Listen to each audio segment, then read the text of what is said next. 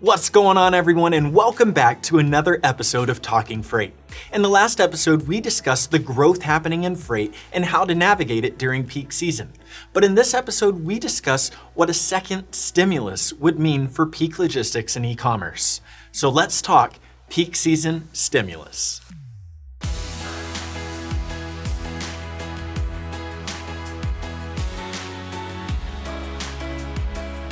Earlier this year, Congress passed the Coronavirus Aid, Relief, and Economic Security, or CARES Act, in the hope of stimulating business and easing the disruption caused by COVID-19.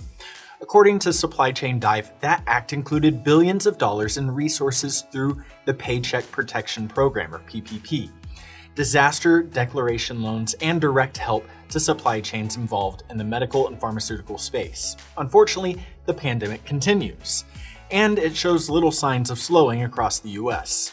In addition, the upcoming election has further complicated the matter of what's next in terms of COVID-19 relief. Regardless, e-commerce logistics is finding itself in a unique position, especially as e-commerce swells to unbelievable levels.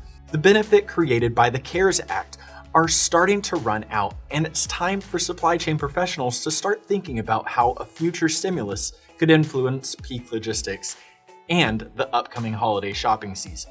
So first, will peak logistics still include a large focus on brick-and-mortar stores? Part of the confusion surrounding how a second stimulus would affect peak logistics lies with misconceptions about peak logistics. Most associate peak season logistics with increased revenue and demand in moving products between brick-and-mortar locations. However, the coronavirus pandemic created a new challenge by accelerating growth of e-commerce by 6 years. That's a phenomenal speed, but it comes at a cost. Supply chain professionals simply cannot keep up with the growing demand. If it continues at current rates, peak season logistics will take on an entirely new burden and meaning. Right now, the e-commerce supply chain is already functioning at its capacity in peak season logistics for 2019. The implication is clear. The coming peak season, even if it does not involve a massive outpouring of support for brick-and-mortar locations, will result in record-breaking growth within the parcel sector of logistics. In fact, most consumers are already planning on spending just as much on the upcoming season as they did last year. However, they are leaning toward e-commerce and online ordering above all else. Consider this. According to a recent survey published by DC Velocity, despite the pandemic, most do not plan to change their spending significantly or shop earlier compared to 2019.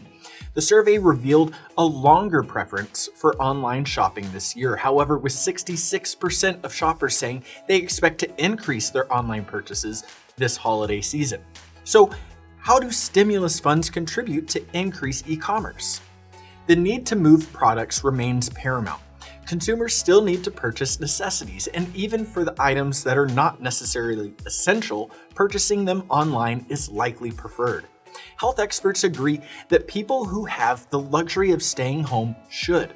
So even if half the country decided to follow that advice, it still amounts to more e-commerce orders.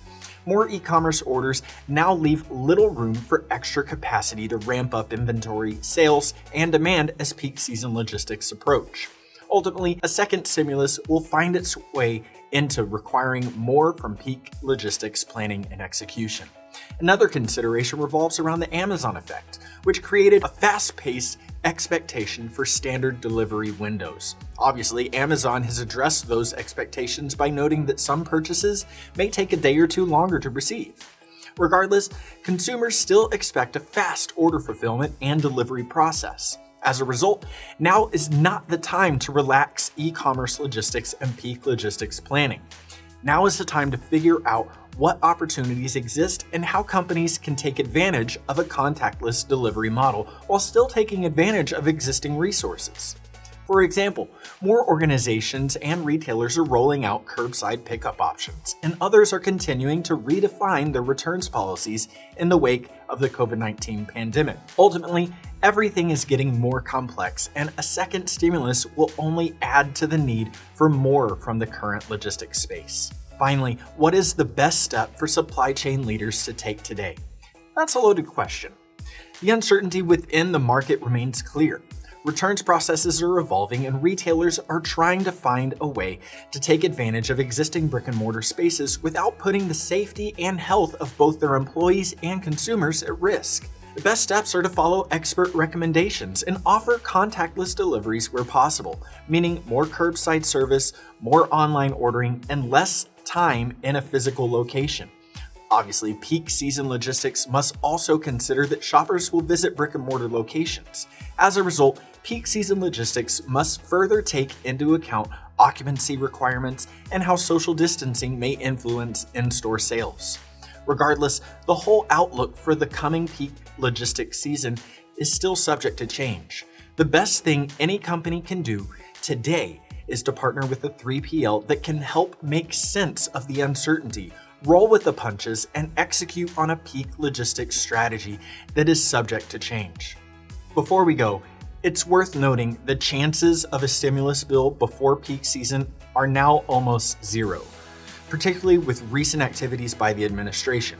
In addition, the uncertainty created by the election will likely overflow into further economic instability. As a result, all businesses need to continue squeezing efficiency from all overhead costs. And since transportation represents the second highest cost after labor, improvements in logistics are the only low-hanging fruit a company should be concerned with through the remainder of the year. That's it for today. We'll see you again next time. Hold up, before you go, make sure you hit that subscribe button. You'll get up-to-the-minute info from Fast Freight 5, educational material from Talking Freight, and the best voices in the industry from the Freight Project podcast.